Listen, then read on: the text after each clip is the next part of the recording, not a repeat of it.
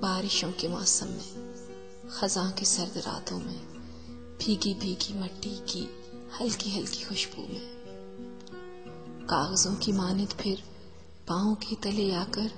کچلے جانے والے سب گیلے بکھرے پتوں میں، وقت کے سرابوں میں، زیست کے نصابوں میں، بیتے سارے لمحوں کی ان سبھی کتابوں میں، ان لکھی کہانی کی ان لکھے فسانوں میں، مٹنے والے صفوں میں، ان ادھورے لفظوں میں،